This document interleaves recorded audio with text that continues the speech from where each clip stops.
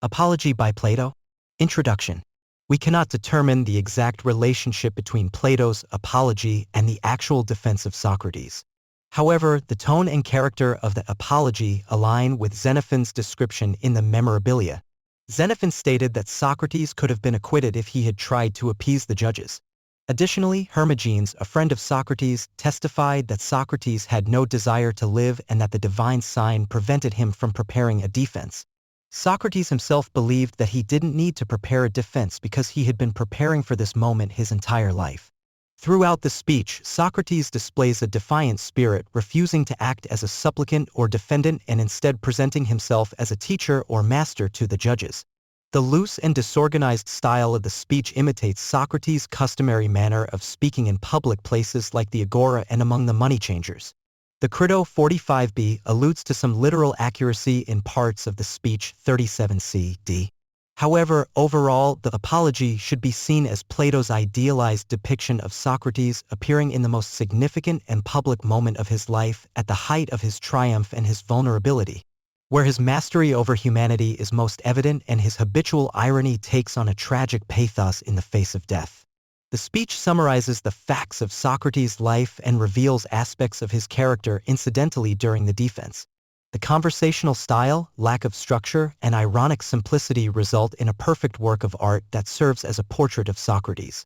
Some of the topics discussed may have been used by Socrates himself, and Plato may have remembered his words. Plato's presence at the defense is mentioned, as is his absence in the final scene of the Phaedo.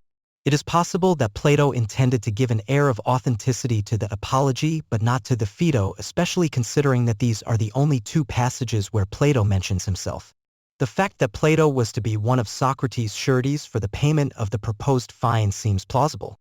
However, the claim that Socrates was inspired by the Oracle of Delphi to pursue his calling of questioning the world seems doubtful, as he was already famous before Chaerephon consulted the oracle. This story is the type that is likely to have been invented.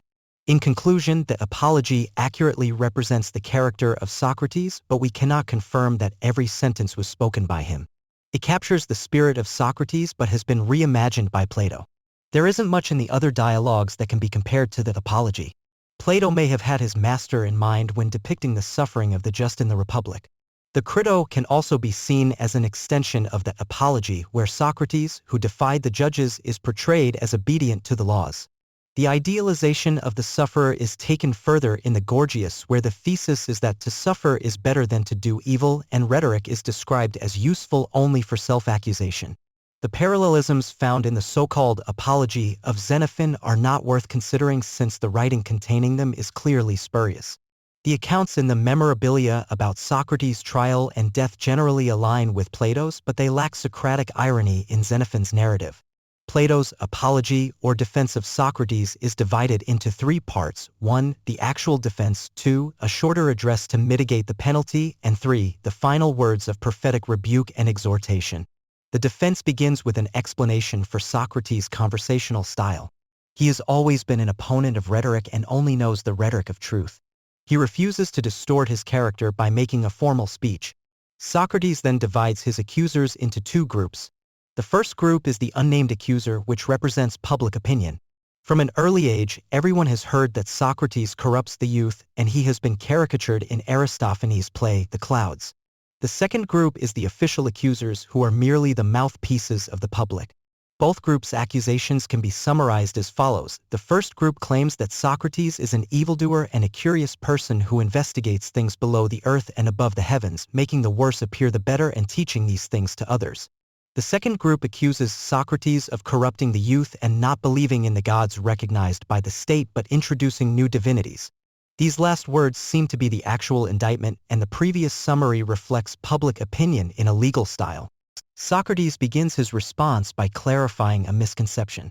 The comic poets and the general public have mistakenly associated him with the natural philosophers and the sophists. However, Socrates expresses respect for both groups in court, which contrasts with his views on them in other writings.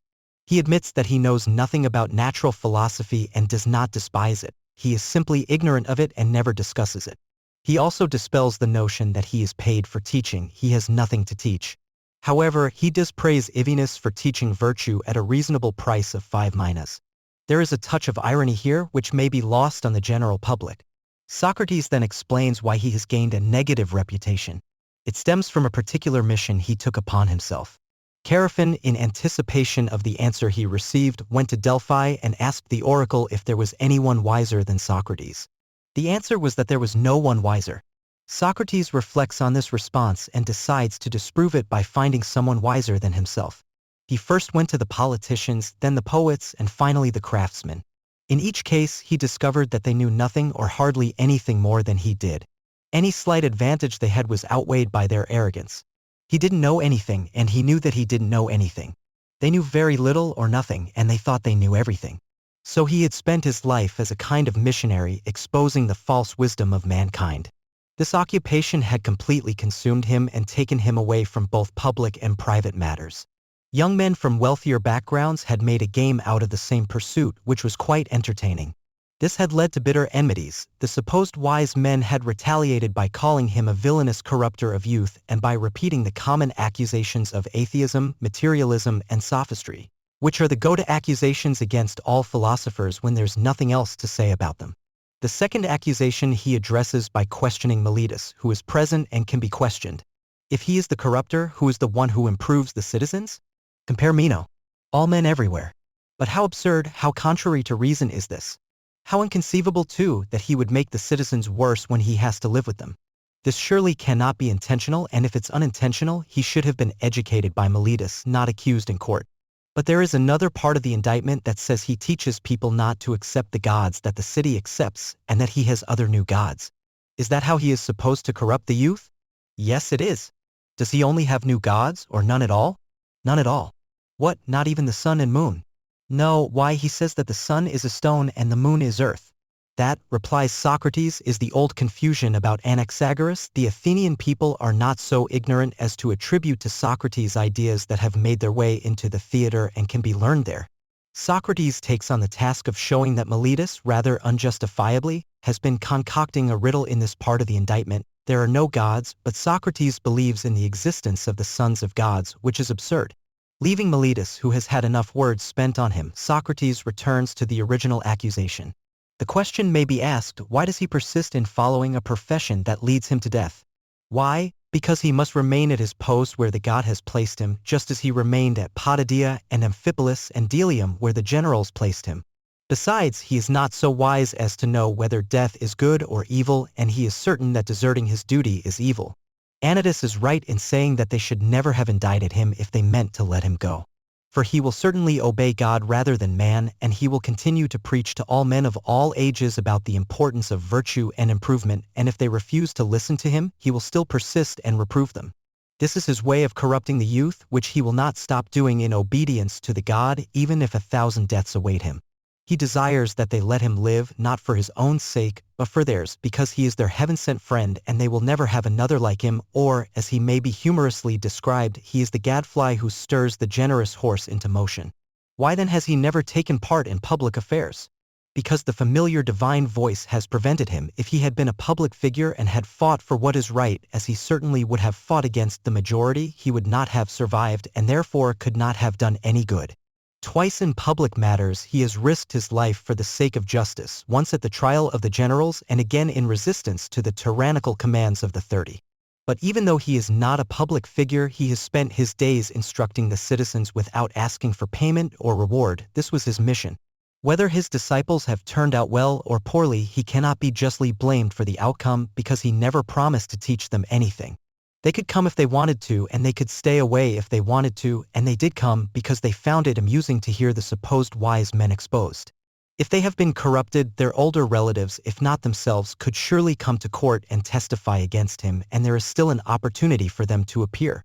But their fathers and brothers all appear in court, including this Plato, to testify on his behalf, and if their relatives are corrupted, at least they themselves are not corrupted, and they are my witnesses. Because they know that I am speaking the truth and that Meletus is lying. This is about all that he has to say. He will not beg the judges to spare his life, nor will he put on a spectacle of weeping children, although he, too, is not made of rock or oak. Some of the judges themselves may have done this on similar occasions, and he hopes that they will not be angry with him for not following their example. but he feels that such behavior brings shame to the name of Athens. He also feels that the judge has sworn not to pervert justice, and he cannot commit the impiety of asking the judge to break his oath when he himself is being tried for impiety. As he expected and probably intended, he is convicted. And now, instead of becoming more conciliatory, the tone of his speech becomes more lofty and commanding. Anytus proposes death as the penalty, and what counter-proposal will he make? He, the benefactor of the Athenian people whose whole life has been spent in doing good for them, should at least receive the reward of the Olympic victor being supported in the Prytaneum. Or why should he propose any alternative penalty when he doesn't know whether death, which Anytus proposes, is good or evil? And he is certain that imprisonment is evil, exile is evil. Losing money might be evil, but he has none to give. Perhaps he can come up with a mina. Let that be the penalty, or, if his friends wish, 30 minas, for which they will provide excellent guarantees. He is condemned to death. He is already an old man, and the Athenians will gain nothing but disgrace by taking away a few more years of his life. Perhaps he could have escaped if he had chosen to surrender and beg for his life. But he does not regret the way he defended himself. He would rather die in his own way than live in theirs. Because the punishment for unrighteousness is swifter than death, that punishment has already caught up with his accusers, just as death will soon catch up with him. And now, as someone who is about to die, he will prophesy to them. They have put him to death in order to avoid having to give an account of their lives. But his death will be the seed of many disciples who will convince them of their evil ways and will come forth to reprove them in harsher terms because they are younger and more thoughtless. He would like to say a few words while there is still time to those who would have acquitted him. He wants them to know that the divine sign never interrupted him during his defense. The reason for this, as he supposes, is that the death he is about to face is good, not evil. Because either death is a long sleep, the best kind of sleep, or a journey to another world where the souls of the dead are gathered and where there may be hope of seeing the heroes of old, in which there are also just judges, and because everyone is immortal, there is no fear of anyone suffering death for their beliefs. Nothing bad can happen to the good person either in life or death, and his own death has been allowed by the gods because it was better for him to depart, and therefore he forgives his judges because they have not harmed him, even though they never intended to do him any good. He has one last request for them, that they trouble his sons as he has troubled them if they appear to value wealth over virtue, or if they think they are something when they are nothing. Few people will be found who wish that Socrates had defended himself differently if, as we must add, his defense was the one that Plato has provided for him. But leaving this question, which cannot be definitively answered, we can move on to ask what impression Plato intended to give of the character and conduct of his master in the final great scene. Did he intend to portray him, 1, as using sophistry, 2, as intentionally provoking the judges? Or should these sophistries be seen as belonging to the time in which he lived and to his personal character, and this apparent haughtiness as arising from the natural elevation of his position? For example, when he says that it is absurd to think that one man corrupts and all the rest of the world improves the youth, or when he argues that he could never have corrupted the men with whom he had to live. Or when he proves his belief in the gods because he believes in the sons of gods, is he being serious or joking? It can be observed that these sophistries all occur in his cross-examination of Miletus, who is easily defeated and outmatched in the hands of the great dialectician. Perhaps he considered these answers sufficient for his accuser, whom he did not take seriously. There is also a hint of irony in his responses which distinguishes them from mere sophistry. Compare Euthyphro. It is undeniable that his defense regarding the actions of his disciples is unsatisfactory. The Athenians still vividly remembered and despised individuals like Alcibiades, Critias, and Charmides. It is not enough for Socrates to claim that he never taught them anything and therefore cannot be held responsible for their crimes. However, if we remove the ironic tone, his defense is undoubtedly valid. His teachings had nothing to do with their immoral behavior. In this case, the sophistry lies more in the form than in the substance, although it would have been preferable for Socrates to provide a more serious response to such a grave accusation. Another characteristic of Socrates' response, which can also be seen as sophistical, is his claim that if he corrupted the youth, he must have done so involuntarily. But if, as Socrates argues, all evil is involuntary, then all criminals should be admonished rather than punished. In these words, Socrates clearly intends to convey his Socratic doctrine of the involuntariness of evil. Once again, his defense is practically untrue but may hold true in some ideal or transcendental sense.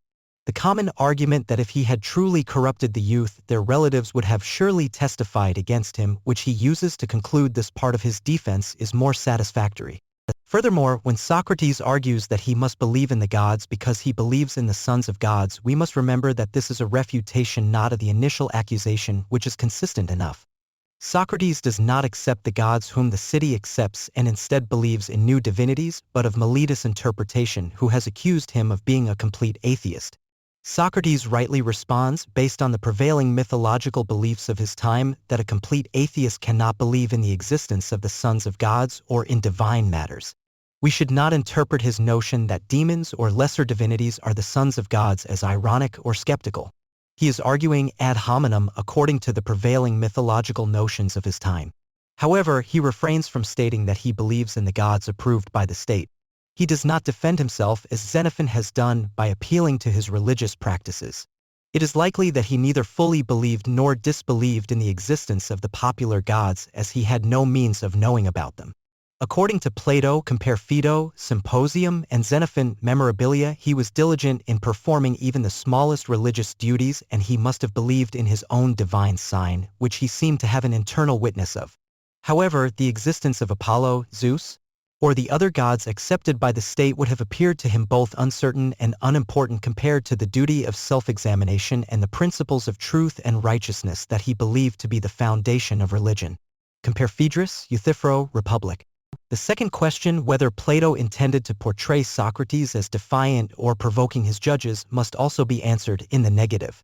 His irony, superiority, and audacity regarding not the person of man naturally arise from his elevated position. He is not playing a role on a grand occasion, he is simply being himself, a king of men as he has been all his life. He would prefer not to appear insolent if he could avoid it, not to be misunderstood, I do not say this. He is also not eager to hasten his own death, as life and death are equally indifferent to him. However, it is not in his nature to make a defense that would be acceptable to his judges and potentially lead to an acquittal. He will not say or do anything that might pervert the course of justice. Even in the throat of death, he cannot keep his tongue silent. With his accusers, he will only spar and play, as he has done with other improvers of youth, countering their sophistry with his own. He is serious when he speaks of his own mission, which sets him apart from all other reformers of mankind and originated by chance. His dedication to the improvement of his fellow citizens is not as remarkable as the ironic spirit in which he goes about doing good solely to defend the credibility of the oracle and in the vain hope of finding a wiser man than himself. Yet this unique and almost accidental aspect of his mission aligns with his belief in the divine sign, which, according to our understanding, is equally accidental and irrational, yet he accepts it as the guiding principle of his life. Socrates is never portrayed as a freethinker or skeptic. There is no reason to doubt his sincerity when he speculates about the possibility of seeing and knowing the heroes of the Trojan War in the afterlife. On the other hand, his hope of immortality is uncertain. He also envisions death as a long sleep, in this regard differing from the Phaedo, and ultimately resigns himself to the divine will, knowing that no harm can befall a good person in life or death. His unwavering truthfulness prevents him from making any definitive assertions beyond this, and he does not attempt to cloak his ignorance in mythology or figurative language. The gentleness of the first part of his speech contrasts with the aggravated, almost threatening tone of the conclusion. He remarks in his characteristic manner that he will not speak like a rhetorician, meaning he will not deliver a prepared defense like Lysias or one of the orators might have composed for him, or as some accounts suggest, actually did compose for him. However, he first establishes a favorable impression with conciliatory words to ensure he is heard. He does not attack the sophists, as they are susceptible to the same charges as himself. They are equally ridiculed by comedic poets and equally despised by Anytus and Meletus. Nevertheless, the antagonism between Socrates and the sophists is indirectly apparent. He is poor while they are rich, he claims to teach nothing while they claim to teach everything. He engages in public discourse while they offer private instruction. His sedentary life contrasts with their constant travel. The tone he adopts towards them is one of genuine friendliness, but also contains concealed irony. He shows less kindness towards Anaxagoras, who disappointed him in his quest for knowledge about the mind and nature, a sentiment also shared by Plato in other passages, Laws. However, Anaxagoras had been dead for 30 years and was beyond the reach of persecution. It has been noted that the prophecy of a new generation of teachers who would rebuke and admonish the Athenian people in harsher and more forceful terms was, to the best of our knowledge, never fulfilled. No conclusions can be drawn from this fact regarding the likelihood of Socrates actually uttering the words attributed to him. These words express the hope of the first martyr of philosophy that he would leave behind many followers accompanied by the natural belief that they would be fiercer and less considerate in their words once freed from his influence. The above observations should only be applied with a certain degree of certainty to the Platonic Socrates. Although these words or similar ones may have been spoken by Socrates himself, we cannot exclude the possibility that, like much else, such as the wisdom of Critias, the poem of Solon, or the virtues of Charmides, they may have been the product of Plato's imagination. Arguments claiming that the Apology was composed during the trial which lack evidence do not warrant serious refutation. Similarly, the reasoning of Schleiermacher, who argues that Plato's defense is an exact or nearly exact reproduction of Socrates' words, partly because Plato would not have dared to alter them out of respect for Socrates and partly because many points of the defense could have been improved and made more convincing, is also not conclusive. See English translation. We cannot definitively determine the impact of Socrates' death on Plato's mind, nor can we say how he would have written under those circumstances. We can observe that Aristophanes' hostility towards Socrates does not prevent Plato from portraying them together in the symposium engaged in friendly conversation. Nor do the dialogues contain any attempt to vilify Anytus or Meletus personally in the eyes of the Athenian public. Apology. How you, O Athenians, have been affected by my accusers I cannot tell, but I know that they almost made me forget who I was, so persuasively did they speak, and yet they have hardly uttered a word of truth. But of the many falsehoods told by them, there was one which quite amazed me, I mean when they said that you should be upon your guard and not allow yourselves to be deceived by the force of my eloquence. To say this when they were certain to be detected as soon as I opened my lips and proved myself to be anything but a great speaker did indeed appear to me most shameless, unless by the force of eloquence they mean the force of truth, for if such is their meaning, I admit that I am eloquent. But in how different a way from theirs? Well, as I was saying, they have scarcely spoken the truth at all, but from me you shall hear the whole truth, not, however, delivered after their manner in a set oration duly ornamented with words and phrases. No, by heaven! But I shall use the words and arguments which occur to me at the moment, for I am confident in the justice of my cause, or I am certain that I am right in taking this course. At my time of life I ought not to be appearing before you, O men of Athens. In the character of a juvenile orator, let no one expect it of me. And I must beg of you to grant me a favor, if I defend myself in my accustomed manner, and you hear me using the words which I have been in the habit of using in the agora, at the tables of the money changers, or anywhere else, I would ask you not to be surprised and not to interrupt me on this account. For I am more than 70 years of age, and appearing now for the first time in a court of law, I am quite a stranger to the language of the place, and therefore I would have you regard me as if I were really a stranger, whom you would excuse if he spoke in his native tongue and after the fashion of his country. Am I making an unfair request of you? Never mind the manner, which may or may not be good, but think only of the truth of my words, and give heed to that. Let the speaker speak truly and the judge decide justly. And first, I have to reply to the older charges and to my first accusers, and then I will go on to the later ones. For of old I have had many accusers who have accused me falsely to you during many years, and I am more afraid of them than of Anytus and his associates, who are dangerous too in their own way. But far more dangerous are the others who began when you were children and took possession of your minds with their falsehoods, telling of one Socrates, a wise man who speculated about the heaven above and searched into the earth beneath, and made the worse appear the better cause. The disseminators of this tale are the accusers whom I dread, for their hearers are apt to fancy that such inquirers do not believe in the existence of the gods. And they are many, and their charges against me are of ancient date, and they were made by them in the days when you were more impressionable than you are now in childhood, or it may have been in youth, and the cause when heard went by default, for there was none to answer. And hardest of all, I do not know and cannot tell the names of my accusers unless in the chance case of a comic poet. All who from envy and malice have persuaded you, some of them having first convinced themselves, all this class of men are most difficult to deal with, for I cannot have them up here and cross-examine them. And therefore I must simply fight with shadows in my own defense and argue when there is no one who answers. I will ask you then to assume with me, as I was saying, that my opponents are of two kinds, one recent, the other ancient, and I hope that you will see the propriety of my answering the latter first, for these accusations you heard long before the others, and much oftener. Well, then, I must make my defense and endeavor to clear away in a short time a slander which has lasted a long time. May I succeed, if to succeed be for my good and yours, or likely to avail me in my cause. The task is not an easy one, I quite understand the nature of it.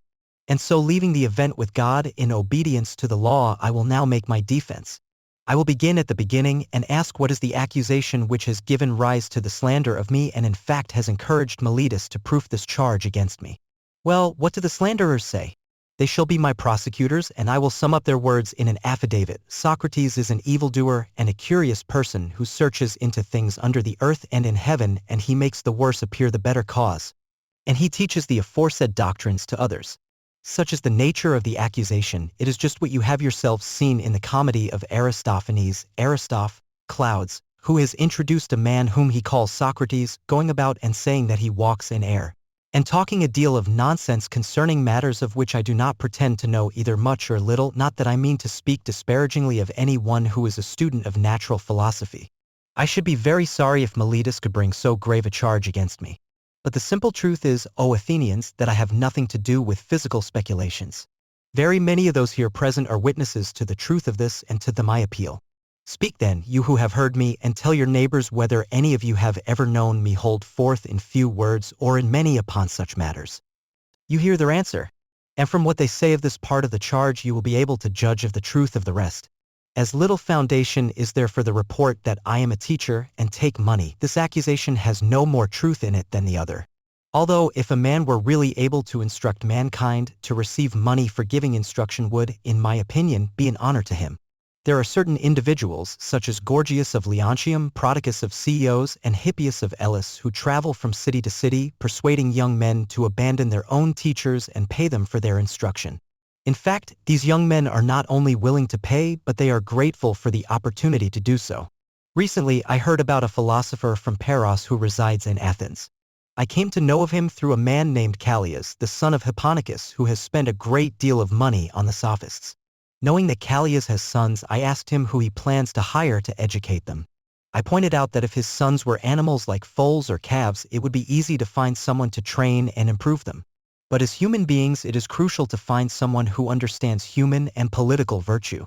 I inquired if Callias had considered this matter, and he informed me that Ivenus the Parian is the man he has chosen and his fee is 5 minae. Upon hearing this, I thought to myself, how fortunate Ivenus is if he possesses such wisdom and charges such a reasonable fee. If I were in his position, I would be immensely proud and conceited. However, the truth is that I do not possess such knowledge. Now, Athenians, I anticipate that someone among you may ask, Socrates, what is the reason behind these accusations made against you? There must be something unusual that you have been doing. All this talk and rumors would not have arisen if you were like other men. Please enlighten us so that we do not judge you hastily. I consider this a fair challenge, and I will do my best to explain the cause of my reputation and the negative opinions held about me. Please listen attentively, everyone. Although some of you may think I am joking, I assure you that I will speak the truth in its entirety. People of Athens, my reputation is based on a particular kind of wisdom that I possess. If you ask me what kind of wisdom, I would say it is the kind that can be attained by human beings. In that sense, I believe I am wise. However, the individuals I mentioned earlier possess a wisdom that is beyond human comprehension, and I cannot describe it because I do not possess it myself. Anyone who claims otherwise is spreading falsehoods and tarnishing my character. I kindly request that you refrain from interrupting me, even if what I say may seem extravagant. The words I speak are not my own. I will refer you to a credible witness, the god of Delphi.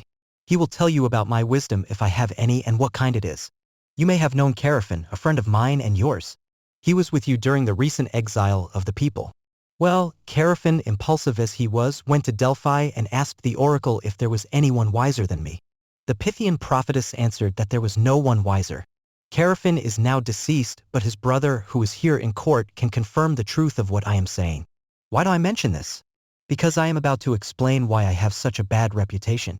When I heard the answer, I wondered what the god meant and what the interpretation of his riddle was. I know that I have no wisdom, big or small, so what did he mean by calling me the wisest of men?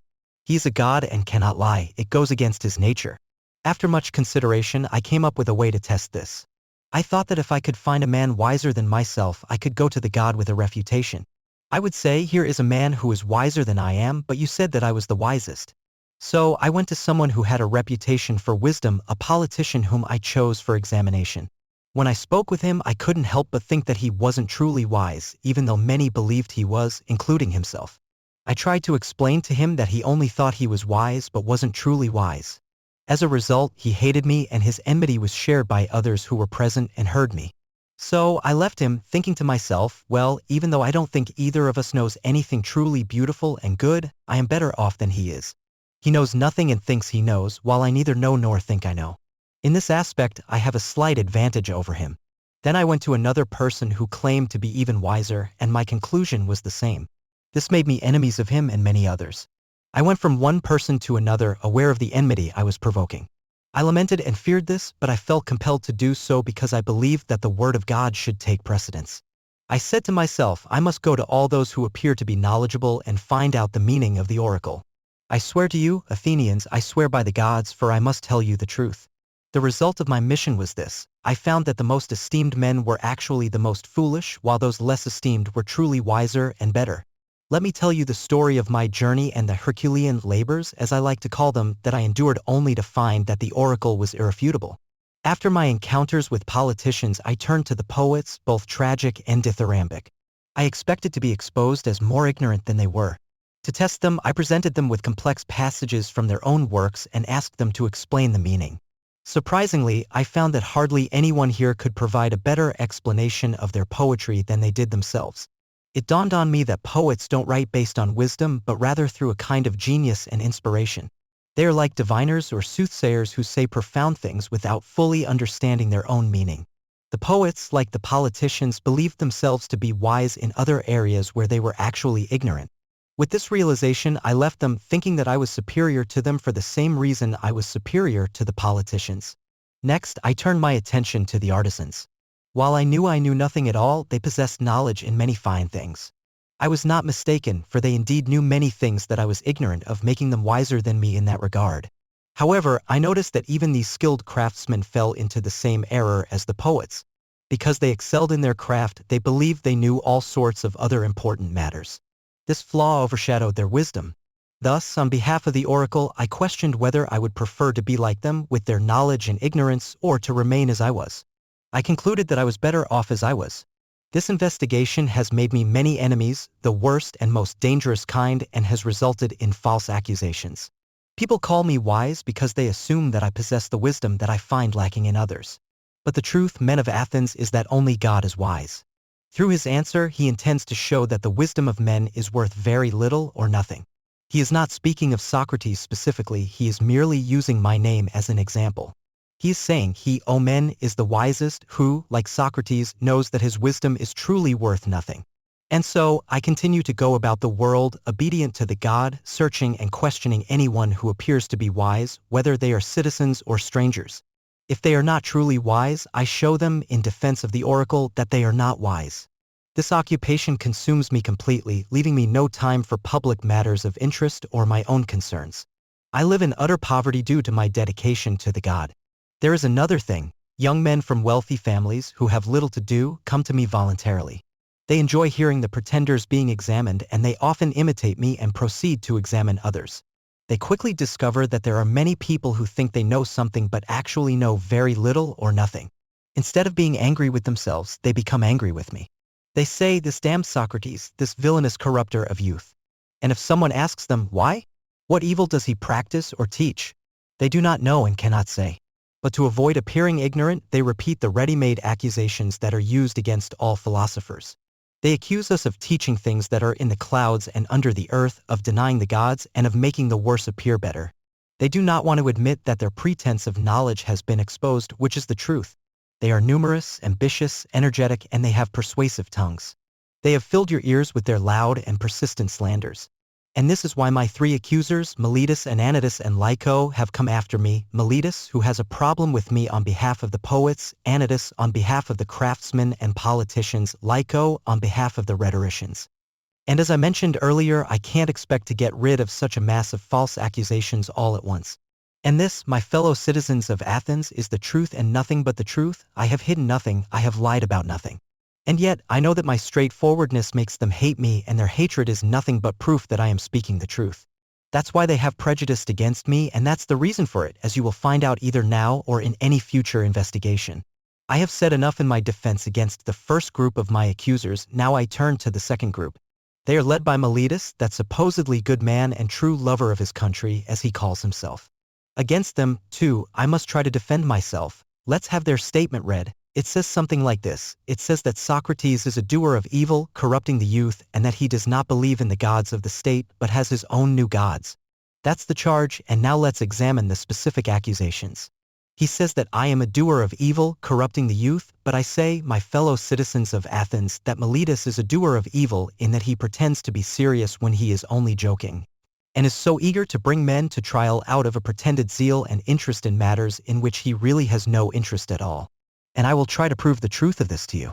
Come here, Meletus, and let me ask you a question. You think a lot about the improvement of youth? Yes, I do. Then tell the judges who is their improver, because you must know, since you have taken the trouble to find their corrupter, and are accusing and citing me before them. Speak, then, and tell the judges who their improver is. Notice, Meletus, that you are silent and have nothing to say. But isn't this rather shameful and a very clear proof of what I was saying, that you have no interest in the matter? Speak up, my friend, and tell us who their improver is. The laws. But that, my good sir, is not what I'm asking. I want to know who the person is who, in the first place, knows the laws. The judges, Socrates, who are present in court. What, do you mean to say, Meletus, that they are capable of instructing and improving youth? Certainly they are. What, all of them, or some and not others? All of them. By the goddess Hera, that's good news. There are plenty of improvers then. And what do you say about the audience? Do they improve them? Yes, they do. And the senators? Yes, the senators improve them. But perhaps the members of the assembly corrupt them, or do they also improve them? They improve them. Then every Athenian improves and elevates them, everyone except me, and I alone am their corrupter? Is that what you claim? That's exactly what I'm claiming. I am very unfortunate if you are right. But let's suppose I ask you a question. How about horses? Does one man harm them and everyone else do them good? Isn't the exact opposite true? One man is able to do them good, or at least not many. The horse trainer, that is, does them good, and others who have to do with them tend to harm them? Isn't that true, Meletus, of horses, or any other animals? Most certainly it is, whether you and Anytus say yes or no. It would indeed be a fortunate situation for youth if they had only one corrupter, and the rest of the world were their improvers. But you, Meletus, have shown clearly that you never had a thought about the young. Your lack of concern is evident in your indifference towards the very things which you accuse me of. And now, Meletus, I will ask you another question. By Zeus I will. Which is better, to live among bad citizens, or among good ones? Answer, my friend, I say, the question is an easy one. Don't the good citizens do good to their neighbors, and the bad ones do them harm? Certainly. And is there anyone who would rather be harmed than benefited by those who live with him? Answer, my good friend, the law requires you to answer, does anyone like to be harmed? Certainly not. And when you accuse me of corrupting and deteriorating the youth, do you claim that I corrupt them intentionally or unintentionally? Intentionally, I claim. But you have just admitted that the good citizens do good to their neighbors and the evil ones do them harm. Now, is that a truth which your superior wisdom has recognized so early in life, and am I, at my age, in such darkness and ignorance that I don't know that if a man with whom I have to live is corrupted by me, I am very likely to be harmed by him? And yet I corrupt him, and intentionally, too, so you say, even though neither I nor any other human being is ever likely to be convinced by you. But either I don't corrupt them, or I corrupt them unintentionally, and in either case, you are lying. If my offense is unintentional, the law doesn't recognize unintentional offenses. You should have taken me aside and warned and admonished me, because if I had been better advised, I would have stopped doing what I only did unintentionally. I certainly would have, but you had nothing to say to me and refused to teach me. And now you bring me up in this court, which is a place not for instruction, but for punishment. It will be very clear to you, Athenians, as I was saying, that Meletus doesn't care at all, big or small, about the matter. But still I would like to know, Meletus, in what way I am accused of corrupting the young. I suppose you mean, as I understand from your indictment, that I teach them not to believe in the gods which the state believes in, but in some other new gods or spiritual forces instead. These are the lessons by which I corrupt the youth, as you say. Yes, that's what I emphatically say. Then by the gods, Meletus, of whom we are speaking, tell me and the court, in clearer terms, what you mean. Because I don't yet understand whether you claim that I teach other men to believe in some gods, and therefore that I do believe in gods and am not a complete atheist. This is not what you accuse me of, but only that they are not the same gods which the city recognizes. The charge is that they are different gods. Or, do you mean that I am simply an atheist and a teacher of atheism? I mean the latter, that you are a complete atheist. What an extraordinary statement. Why do you think so, Meletus? Do you mean that I don't believe in the divinity of the sun or moon, like other men do? I assure you, judges, that he is wrong, because he says that the sun is a rock and the moon is made of earth. Friend Meletus, you think that you are accusing Anaxagoras, and you have a low opinion of the judges if you think they are so ignorant as not to know that these teachings are found in the books of Anaxagoras the Clazomenian, which are full of them. And so, supposedly, the youth are said to be taught them by Socrates when there are often performances of them at the theater, probably referring to Aristophanes who caricatured and to Euripides who borrowed the ideas of Anaxagoras, as well as other playwrights. Admission price at most 1 drachma, and they could pay their money and laugh at Socrates if he claims to be the source of these extraordinary views. And so, Meletus, do you really think that I don't believe in any god? I swear by Zeus that you believe in none at all. Nobody will believe you, Meletus, and I'm pretty sure that you don't believe it yourself. I can't help but think, men of Athens, that Meletus is reckless and impudent. It seems that he has written this indictment in a spirit of mere wantonness and youthful bravado. It's as if he has created a riddle to test me. He must have thought to himself, I shall see whether the wise Socrates will discover my clever contradiction or whether I will be able to deceive him and the rest of them. For he certainly seems to contradict himself in the indictment. It's as if he is saying that I am guilty of not believing in the gods and yet believing in them. But this doesn't seem sincere. Men of Athens, I invite you to join me in examining what I see as his inconsistency. Meletus, please answer. And I must remind the audience not to cause a disturbance if I speak in my usual manner. Has anyone ever believed in the existence of human things, but not in human beings? I wish, men of Athens, that he would answer and not constantly try to interrupt. Has anyone ever believed in horsemanship, but not in horses? Or in flute playing, but not in flute players? No, my friend, I will answer for you and for the court since you refuse to answer for yourself. No one ever has. Now please answer the next question. Can a person believe in spiritual and divine forces, but not in spirits or demigods? They cannot. How fortunate I am to have elicited that answer with the help of the court. But then you swear in the indictment that I teach and believe in divine or spiritual forces, whether new or old, it doesn't matter. At any rate, I believe in spiritual forces. This is what you say and swear in the affidavit. And yet, if I believe in divine beings, how can I not believe in spirits or demigods? I must, right? Of course I must. And therefore, I can assume that your silence implies consent. Now, what are spirits or demigods? Are they not either gods or the sons of gods? Certainly they are. But this is what I call the clever riddle invented by you. The demigods or spirits are gods, and you first say that I don't believe in gods and then say that I do believe in gods, meaning if I believe in demigods. Because if demigods are the illegitimate sons of gods, whether by nymphs or any other mothers of whom they are said to be the sons, what human being would ever believe that there are no gods if they are the sons of gods? It's like affirming the existence of mules and denying that of horses and donkeys. Such nonsense, Meletus, could only have been intended by you to test me. You included this in the indictment because you had nothing real to accuse me of. But no one with any understanding will ever be convinced by you that the same people can believe in divine and supernatural things and yet not believe in gods and demigods and heroes. I have said enough in response to Meletus' charge. An elaborate defense is unnecessary, but I know all too well how many enemies I have made, and this is what will be my downfall if I am destroyed, not Meletus nor Anytus, but the envy and slander of the world, which has been the death of many good men and will probably be the death of many more. I will not be the last of them. Someone may say, aren't you ashamed, Socrates, of a way of life that is likely to bring you to an untimely end? To them I can reply, you are mistaken.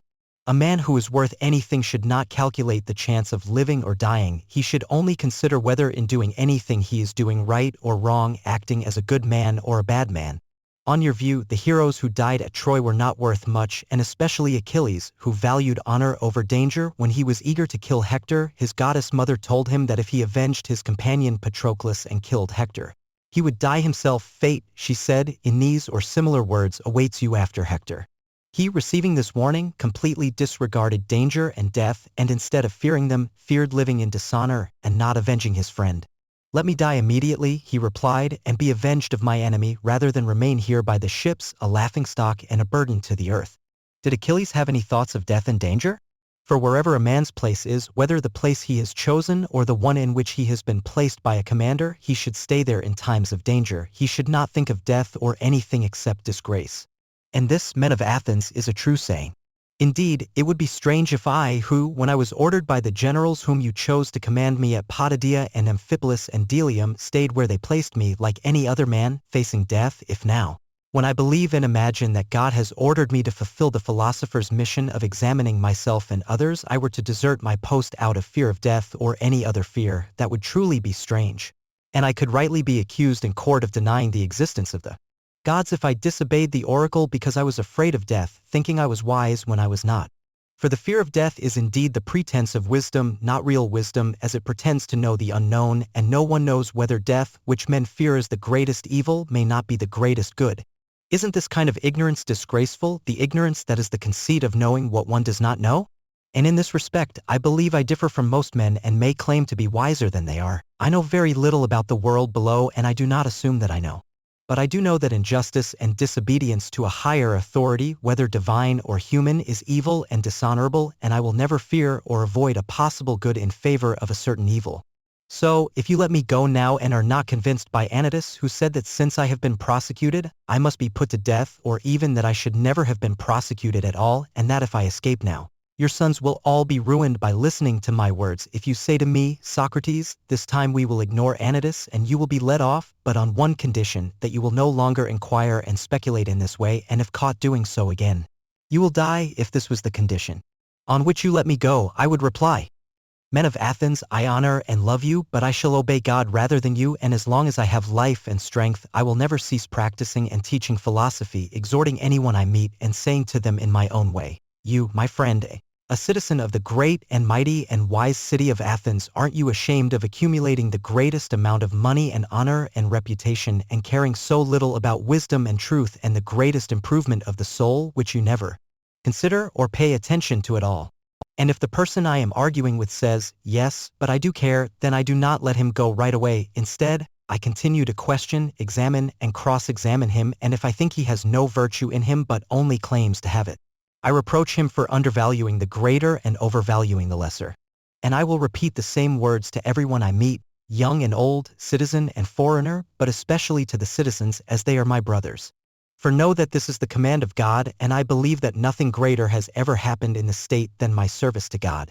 For I do nothing but go around persuading all of you, young and old alike, not to care for your bodies or possessions, but first and foremost to care about the greatest improvement of the soul.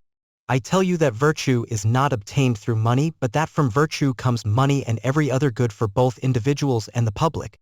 This is my teaching, and if this is the doctrine that corrupts the youth, then I am a harmful person. But if anyone says that this is not my teaching, they are speaking falsely. So, men of Athens, I tell you, do as Anytus commands or don't do as Anytus commands, and either acquit me or don't, but whichever you choose, understand that I will never change my ways, even if I have to die many times. Men of Athens, please listen without interrupting. We had an agreement that you would hear me out until the end. I have something more to say, which may make you want to cry out, but I believe that listening to me will be good for you. So, I beg you not to cry out. I want you to know that if you kill someone like me, you will harm yourselves more than you will harm me. Nothing can harm me, not Miletus nor Anytus. They can't, because a bad person is not allowed to harm someone better than themselves. I don't deny that Anytus may, perhaps, kill him, or drive him into exile, or take away his civil rights, and he may think, and others may think, that he is inflicting a great injury on him, but I don't agree. The evil of doing what he is doing, the evil of unjustly taking away another person's life, is much greater. And now, Athenians, I am not going to argue for my own sake, as you may think, but for yours, so that you don't sin against God by condemning me, who was given to you by him. Because if you kill me, you won't easily find someone to replace me who, if I may use a silly metaphor, am like a gadfly sent to the state by God. And the state is a great and noble horse who moves slowly because of its size and needs to be stirred into action. I am that gadfly that God has attached to the state, and all day long and in all places I am always buzzing around you, waking you up, persuading you, and rebuking you. You won't easily find another person like me, so I advise you to spare me. I understand that you may be annoyed, like a person who is suddenly awakened from sleep, and you may think that you could easily kill me as Anytus suggests, and then you could go on sleeping for the rest of your lives, unless God, in his care for you, sent you another gadfly. When I say that I was given to you by God, the proof of my mission is this: if I were like other people, I wouldn't have neglected all my own concerns or patiently allowed them to be neglected for all these years while I was busy with yours, coming to each of you individually like a father or older brother, urging you to pursue virtue. Such behavior, I say, would be unlike human nature. If I had gained anything, or if my exhortations had been paid, then there would be some sense in my doing so, but now, as you can see, not even my accusers have the audacity to claim that I have ever demanded or sought payment from anyone. They have no witnesses for that. And I have a sufficient witness to the truth of what I say, my poverty. Someone may wonder why I go around privately giving advice and involving myself in the affairs of others, but don't dare to come forward in public and advise the state. I will tell you why. You have heard me speak at various times and in various places about an oracle or sign that comes to me, which Meletus mocks in the indictment. This sign, which is like a voice, first started coming to me when I was a child. It always forbids but never commands me to do anything that I am about to do. This is what prevents me from being a politician. And rightly so, in my opinion. Because I am certain, men of Athens, that if I had engaged in politics, I would have died a long time ago and not done any good for either you or myself. And don't be offended by me telling you the truth. The truth is that no man who goes to war with you or any other multitude honestly striving against the many lawless and unjust acts that are done in a state will save his life if he wants to live. Even for a short time, he must have a private position, not a public one. I can give you convincing evidence of what I say, not just words, but what you value much more, actions. Let me tell you a story from my own life that will prove to you that I would never have submitted to injustice out of fear of death, and that I would have died immediately as I should have refused to submit. I will tell you a story about the courts, not very interesting perhaps, but nevertheless true. The only public office I ever held, men of Athens, was that of senator. My tribe, Antiochus, had the presidency at the trial of the generals who had not collected the bodies of the fallen after the Battle of Arginusi. And you proposed to try them as a group against the law, as you all later realized, but at the time I was the only one of the prytanes who opposed the illegality, and I voted against you. And when the orators threatened to accuse and arrest me, and you called and shouted, I made up my mind that I would take the risk, having the law and justice on my side, rather than participate in your injustice because I feared imprisonment and death. This happened in the days of democracy. But when the oligarchy of the 30 was in power, they summoned me and 4 others to the council chamber and ordered us to bring Leon the Salaminian from Salamis as they wanted to execute him.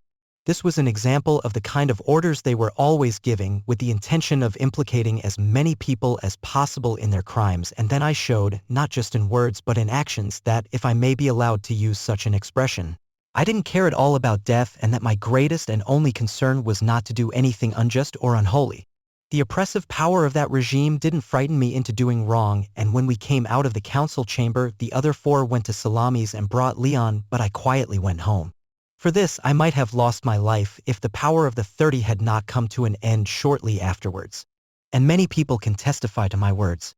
Now, do you really think that I could have survived all these years if I had pursued a public life, assuming that, like a good man, I had always upheld what is right and made justice my top priority? No, men of Athens, neither I nor any other person. But I have always been the same in all my actions, both public and private, and I have never yielded to any base compliance with those who are falsely called my disciples or to anyone else. Not that I have any official disciples. But if anyone wants to come and listen to me while I am fulfilling my mission, whether they are young or old, they are not excluded. And I don't only converse with those who pay. Anyone, whether rich or poor, can ask and answer me and listen to my words, and whether they turn out to be a bad person or a good person, neither result can be rightly attributed to me, because I have never taught or claimed to teach them anything. And if anyone says that they have ever learned or heard anything from me in private that the whole world hasn't heard, let me tell you that they are lying. But I will be asked, why do people enjoy talking to me all the time? I have already told you, Athenians, the whole truth about this matter. They enjoy hearing the cross-examination of those who claim to be wise. There is amusement in it. Now, this duty of cross-examining other men has been imposed on me by God, and it has been communicated to me through oracles, visions, and in every way that divine power communicates with anyone.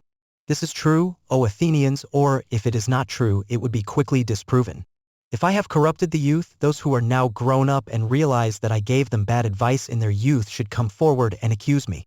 If they don't want to come themselves, then their relatives, fathers, brothers, or other family members should speak up about the harm I have caused their families. Now is their chance. I see many of them here in the court. There is Crito, who is the same age and from the same neighborhood as me, and his son Critobulus, whom I also see. Then there is Lysanias of Sphetus, who is the father of Aeschines, he is present. And there is Antiphon of Cephisus, who is the father of Epigenes.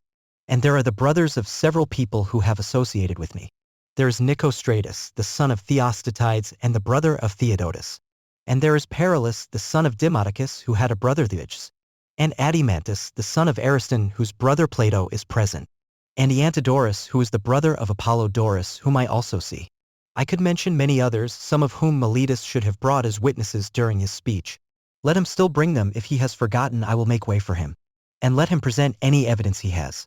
But, Athenians, the opposite is true. All these people are ready to testify in favor of the one accused of corrupting and harming their relatives, as Meletus and Anytus call me. And it's not just the corrupted youth, they might have a motive for that, but their uncorrupted elder relatives. Why would they support me with their testimony? Well, except for the sake of truth and justice, and because they know that I am telling the truth and that Meletus is a liar. Well, Athenians, this is all the defense I have to offer. But let me say one more thing. Perhaps there is someone who is offended by me when he remembers how he himself, on a similar or even less serious occasion, pleaded and begged the judges with many tears, and how he brought his children to court, which was a moving sight, along with a host of relatives and friends. Whereas I, who am probably in danger of losing my life, will not do any of these things. He might think about this contrast and vote against me out of anger because he is displeased with me for not doing these things. Now, if there is such a person among you, I'm not saying there is, I can fairly reply to him, my friend, I am a man, like any other man, made of flesh and blood, and not made of wood or stone, as Homer says. And I have a family, yes, and 3 sons, Athenians, 1 almost a man, and 2 others who are still young.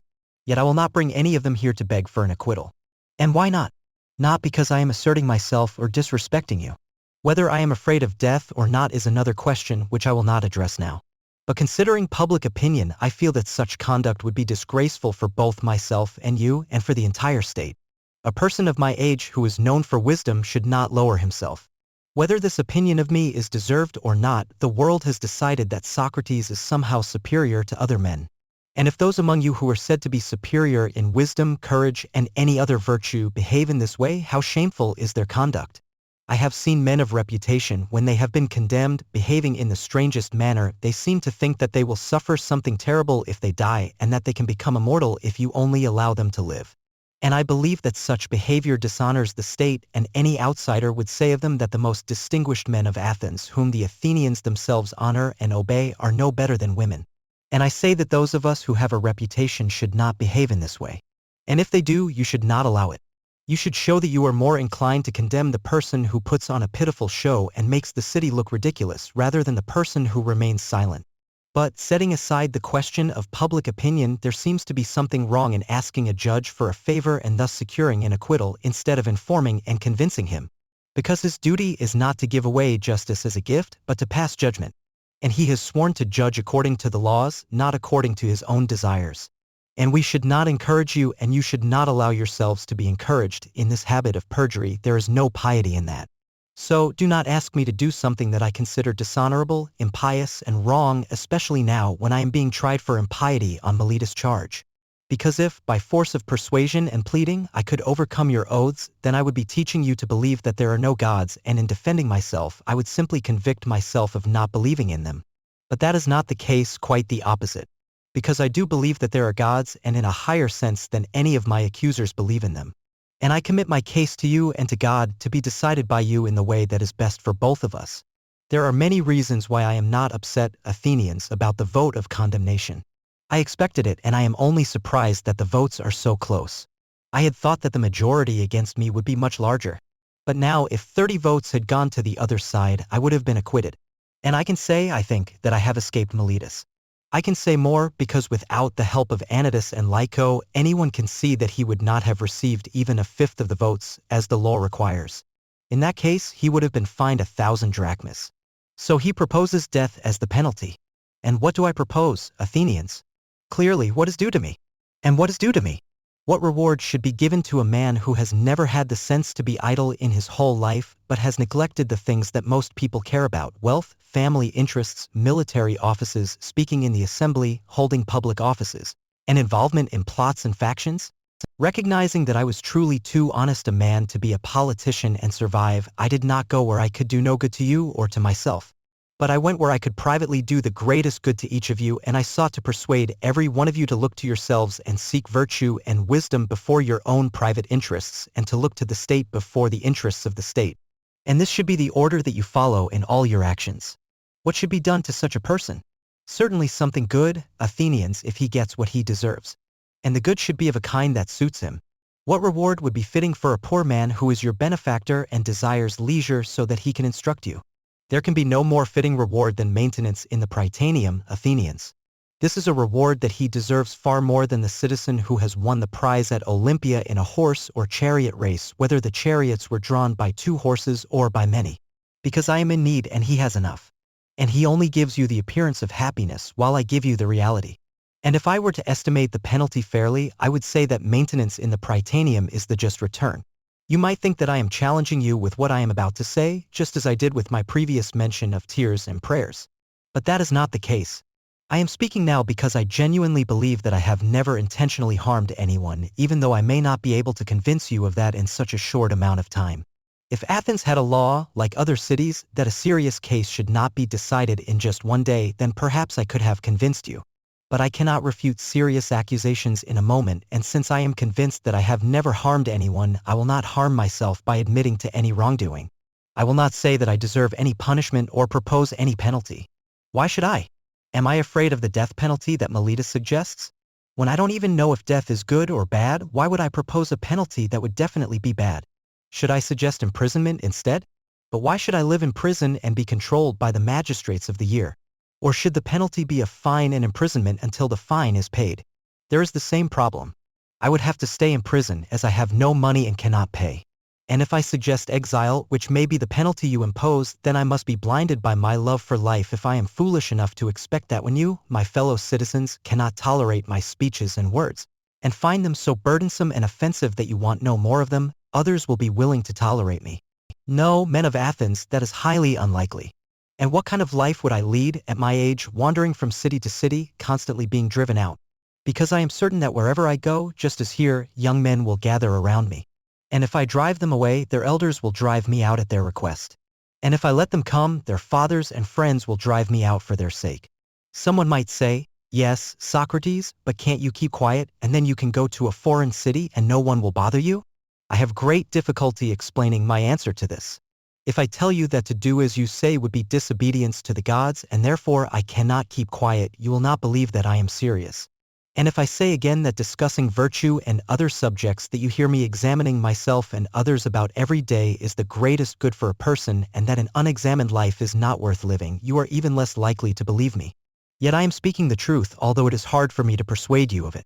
Also, I have never been one to think that I deserve to suffer any harm. If I had money, I might have been able to estimate the offense based on what I could pay, and it wouldn't have been much of a problem. But I have no money, so I must ask you to set the fine according to my means. Well, maybe I could afford a mina, so I proposed that as the penalty. Plato, Crito, Critobulus, and Apollodorus, my friends here, tell me to say 30 minas and they will be my guarantors. Let 30 minas be the penalty, for they will provide ample security for you.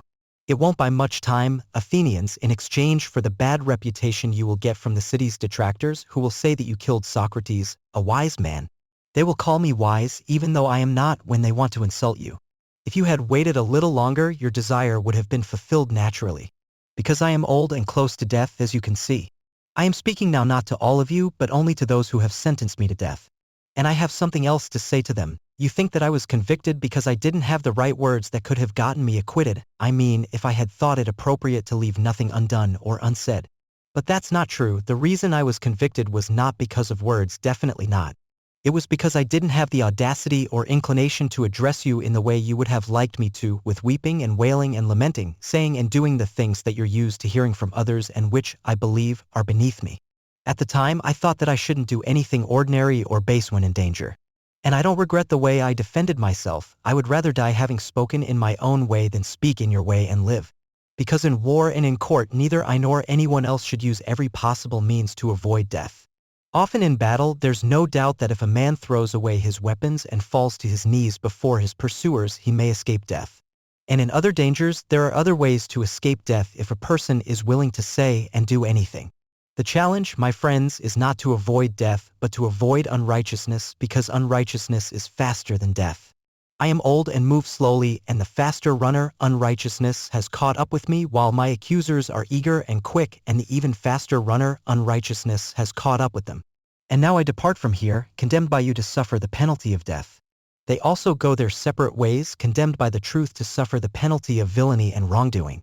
I must accept my fate, and they must accept theirs. I suppose these things can be considered fated, and I believe they are for the best. And now, O men who have condemned me, I would like to prophesy to you, for I am about to die, and in the hour of death men are gifted with prophetic power. And I prophesy to you, my murderers, that immediately after I am gone, a punishment far worse than what you have inflicted on me will surely befall you. You have killed me because you wanted to avoid being accused and having to give an account of your lives. But it will not turn out as you expect, quite the opposite. For I say that there will be more accusers of you than there are now accusers whom I have restrained until now. And since they are younger, they will be more reckless with you and you will be more annoyed with them. If you think that by killing people you can prevent someone from criticizing your wicked lives, you are mistaken. That is neither a possible nor an honorable way to escape. The easiest and noblest way is not to disable others but to improve yourselves. This is the prophecy that I make before my departure to the judges who have sentenced me. Friends who would have acquitted me, I would also like to talk to you about what has happened while the officials are busy before I go to the place where I must die. So please stay a little longer, for we might as well have a conversation while we still have time. You are my friends, and I would like to explain to you the meaning of this event that has happened to me. O my judges, for I can truly call you judges, I would like to tell you about a remarkable occurrence. Up until now, the divine voice that comes from within me, the internal oracle, has always opposed me even in trivial matters if I was about to make a mistake or error in any matter. But as you can see, something has happened to me that may be considered the ultimate and worst evil. Yet the oracle did not oppose me in any way, whether when I left my house in the morning or when I was on my way to court or while I was speaking, saying anything that I was about to say. And yet I have often been interrupted in the middle of a speech. But now, in relation to the matter at hand, the oracle has not opposed me in any way. What do I think is the reason for this silence? I will tell you. It is a message that what has happened to me is a good thing, and those who believe that death is a bad thing are mistaken. If it were evil, the usual signs would have opposed me. Let's think about it in a different way and we will see that there is a great reason to hope that death is good.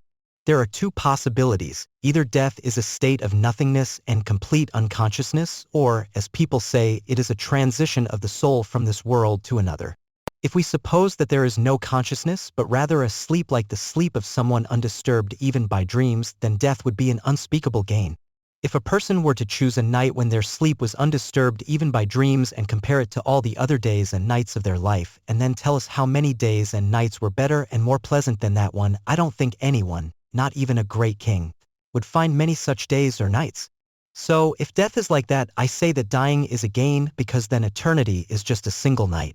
But if death is a journey to another place, where, as people say, all the dead reside, what could be greater than that, my friends and judges?